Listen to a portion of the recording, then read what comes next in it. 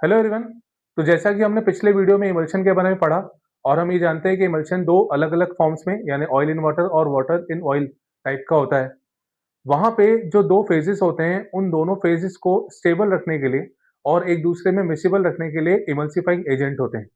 तो हम इस वीडियो में इमल्सिफाइंग एजेंट के बारे में पढ़ने वाले हैं।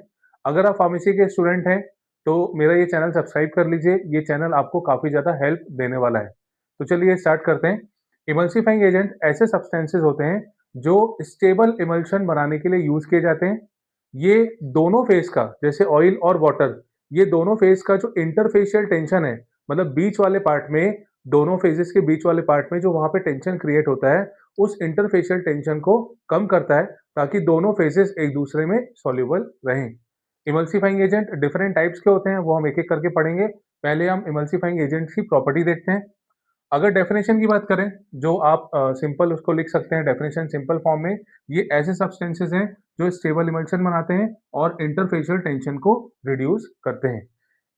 इमल्सिफाइंग एजेंट की प्रॉपर्टी होती है, ये इनर्ट होता है, नॉन टॉक्सिक होता है। इनर्ट मतलब ये किसी से रिएक्ट नहीं करता, नॉन टॉक्सिक मतलब टॉक्सिसिटी नहीं होती। केमिकली और फिजिकली स्टेबल होगा, मतलब ये कोई ऐसा कंपाउंड नहीं बनाए जिसके कारण वो प्रोडक्ट डिसइंटीग्रेट हो, खराब हो। तो ये फिजिकली और केमिकली स्टेबल होता है। इंटरफेयर नहीं करता है किसी भी इंग्रेडिएंट के साथ, ये मेडिकमेंट के साथ रिएक्ट नहीं करता, उसको उसकी प्रॉपर्टीज को चेंज नहीं करेगा। इंटरफेशियल टेंशन को रिड्यूस करेगा, जैसे कि मैंने अभी थोड़ी देर पहले बात की थी। और ये बहुत कम क्वांटिटी में इफेक्टिव होना चाहिए ताकि स्मॉल अमाउंट में ये कम से कम यूज होके अपना इफेक्ट, डिजायर्ड इफेक्ट प्रोड्यूस करे। और विस्कोसिटी ये प्रॉपर देना चाहिए ताकि वो जो प्रोडक्ट है उसकी थिकनेस कंसिस्टेंट रहे, मेंटेन रहे। इमल्सिफाइंग एजेंट्स को अगर हम क्लासिफाई करें तो बेसिकली इसको हम एक, दो, तीन, चार और ये पांच कैटेगरीज में डिवाइड करते हैं। सिंथेटिक में एनायनिक, कैटायनिक और नॉन आयनिक के बारे में हम पढ़ेंगे। सेमी सिंथेटिक में मिथाइल सेलुलोज जो कॉमनली यूज किया जाता है और इसका एक सॉल्ट सोडियम मिथाइल सेलुलोज के बारे में। नेचुरल में वेजिटेबल सोर्स से मिलने वाले अगार, अकेशिया और ट्रगाकांथ। एनिमल सोर्स से मिलने वाला एग योक और वूल फैट। और अल्कोहल वाला जो टाइप है लेसिथिन, कोलेस्ट्रॉल। इनऑर्गेनिक सब्सटेंसेस जो होते हैं जो इमल्सिफाइंग एजेंट की तरह यूज होते हैं, बेंटोनाइट और मिल्क ऑफ मैग्नीशिया के बारे में हम पढ़ने वाले हैं। तो अब हम स्टार्ट करते हैं इमल्सिफाइंग एजेंट का क्लासिफिकेशन। इसमें सबसे पहले मैंने अभी आपको नाम बताया था एनायनिक टाइप का। एनायनिक इमल्सिफाइंग एजेंट जो होता है, इसमें जो इमल्सिफाइंग प्रॉपर्टी होती है, मतलब जो प्रॉपर्टी स्टेबल करती है सिस्टम को, वो इसके एनायनिक पार्ट में होती है, मतलब नेगेटिव चार्ज वाले पार्ट में होती है। अब क्योंकि ये नेगेटिव चार्ज है तो सीधी सी बात है, पॉजिटिव चार्ज वाले से ये अच्छा इंटरेक्शन शो करेगा।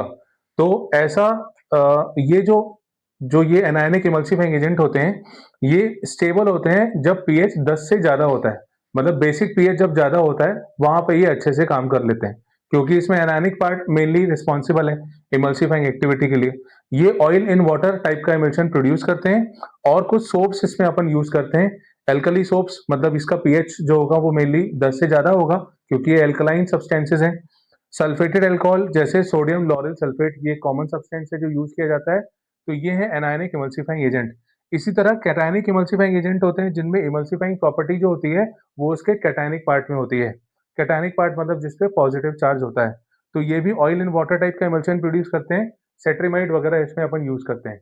नॉन आयोनिक जो इमल्सिफाइंग एजेंट होते हैं, अब यहाँ पे नाम से समझ में आ रहा है नॉन आयोनिक है। तो नॉन आयोनिक का मतलब होता है कि ये एक्वा सॉल्यूशन में मेनली आयोनाइज नहीं होते, ये एक्वा सॉल्यूशन में ब्रेक नहीं होंगे और काफी सारे पीएच पे ये अच्छे से काम कर सकते हैं। इसके अलावा एसिड और एल्कली से अफेक्ट नहीं होंगे क्योंकि वेरिएबल पीएच पे काम कर रहे हैं। तो पीएच जो होगा वो या तो एसिडिक होगा या तो बेसिक होगा, पर दोनों ही कंडीशन में ये इमल्सिफाइंग एजेंट वहां पे अच्छे से काम कर सकते हैं। जैसे पॉलीइथिलीन ग्लाइकोल, ये काफी सारी जगह पे यूज होता है, इसीलिए क्योंकि ये एक्वा सॉल्यूशन में आयोनाइज नहीं होता और इसकी वाइड स्प्रेड एक्टिविटीज के कारण इसको यूज किया जाता है। सेमी सिंथेटिक डेरिवेटिव्स में मिथाइल सेलुलोज एक बेस्ट एग्जांपल है। Methyl cellulose synthetic cellulose derivative है और ये काफी सारी एक्टिविटी शो करता है सब्सटेंसेस को मिक्स करने के लिए, थिक करने के लिए और इमल्शन को स्टेबलाइज करने के लिए इसका यूज किया जाता है। सोडियम कार्बोक्सी मिथाइल सेलुलोज ये दूसरा सेमी सिंथेटिक सब्सटेंस है जिसको हम इमल्सिफाइंग एजेंट की तरह यूज करते हैं।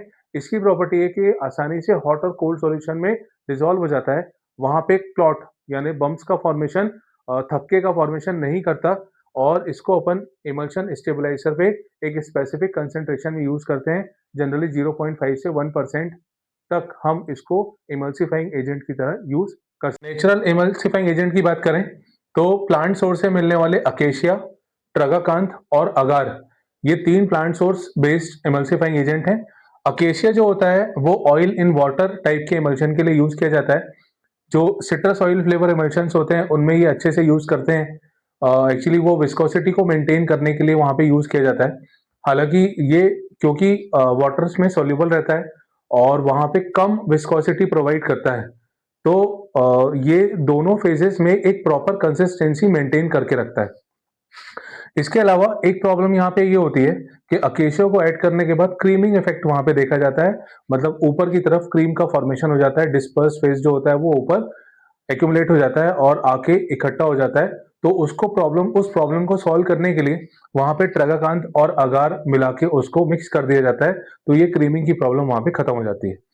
ट्रगाकांथ को हम बहुत कम यूज़ करते हैं। प्रॉब्लम इसके साथ ये है कि ये थिक विस्कस इमल्शन का फॉर्मेशन कर देता है और कोर्स फॉर्मेशन कर देता है, मतलब मोटे पार्टिकल्स यहाँ पे जनरली देखे जाते हैं। तो वो इमल्शन की जो प्रॉपर्टी होती है उसको डिस्टर्ब करने में यहाँ पे इसका रोल देखा जाता है। एनिमल सोर्स की बात करें तो एग योक और जिलेटिन। एग योक में कुछ सब्सटेंसेस होते हैं जैसे लेसिथिन और कोलेस्ट्रॉल, ये इमल्सिफाइंग एजेंट की तरह यूज होते हैं। कोलेस्ट्रॉल हम जनरली अल्कोहल वाले पार्ट के अंदर भी पढ़ते हैं। जिलेटिन के साथ फायदा ये है कि ये टेस्ट को पैलेटेबल करता है, मतलब ये ठीक-ठीक टेस्ट वहाँ प्रोवाइड कराता है, तो इमल्शन जनरली एडिबल फॉर्म में हम उसको यूज कर सकते हैं। प्रॉब्लम ये है कि ये जिलेटिन के कारण माइक्रोबियल ग्रोथ होती है। जो बैक्टीरिया होते हैं, बैक्टीरिया की ग्रोथ यहाँ पे देखी जाती है। तो इस कंडीशन में जब हम जिलेटिन यूज़ करते हैं, तो वहाँ पे प्रिजर्वेटिव का यूज़ करना पड़ता है। प्रिजर्वेटिव की नीड होती है ताकि वहाँ पे इमल्शन जो है वो स्टेबल रहे। इनऑर्गेनिक इमल्सिफाइंग एजेंट में मिल्क ऑफ मैग्नीशिया यानी मैग्नीशियम हाइड्रोक्साइड को यूज़ किया जाता है। ये कॉमन सब्सटेंस है, इसको एंटासिड की तरह भी यूज़ करते हैं। बेंटोनाइट जो होता है ये mainly water in oil type के इमल्शन के लिए यूज किया जाता है। एक बात अच्छे से आप इसमें नोट कर लीजिए, इंपॉर्टेंट है, वाइवा में भी पूछा जा सकता है। बेंटोनाइट जो होता है वो ऑयल इन वाटर टाइप के इमल्शन में यूज नहीं करते, वाटर इन ऑयल टाइप के इमल्शन में यूज करते हैं। वहां पे क्योंकि वाटर कम अमाउंट में होता है, तो बेंटोनाइट जो होता है वो एक 3D स्ट्रक्चर बना के उस वाटर पार्टिकल को होल्ड करता है ताकि स्टेबल इमल्शन का फॉर्मेशन हो। उसके अलावा ये वहाँ पे प्रॉपर विस्कोसिटी भी इमल्शन को प्रोवाइड करता है। तो बेंटोनेट इनऑर्गेनिक इमल्सिफाइंग एजेंट की तरह यूज किया जाता है। अल्कोहल अल्कोहल के केस में हम देखते हैं ये फैटी एसिड्स और डेरिवेटिव्स होते हैं जो इमल्शन में यूज किए जाते हैं। एग्जांपल कार्बोवैक्स और कोलेस्ट्रॉल। कार्बोवैक्स जो होता है वो क्रीम और ऑइंटमेंट प्रिपरेशन में एक प्रॉपर इमल्सिफाइंग एजेंट और विस्कोसिटी प्रोवाइडर के फॉर्म में यूज करते हैं। यहाँ पे मॉलिक्यूलर वेट अगर इसका 700 डाल्टन से कम होता है तो वो जनरली लिक्विड के फॉर्म में अवेलेबल रहता है, और अगर मॉलिक्यूलर वेट 700 डाल्टन से ज्यादा है तो ये सॉलिड स्टेट में वहां पे अवेलेबल होता है। कोलेस्ट्रॉल जो कि फैटी एसिड डेरिवेटिव है, इसमें सिटाइल अल्कोहल और ओलाइल अल्कोहल इनको यूज किया जाता है एज ए इमल्सिफाइंग एजेंट और विस्कोसिटी और थिकनिंग एजेंट की तरह पे।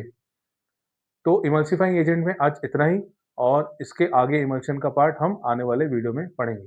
Thank you.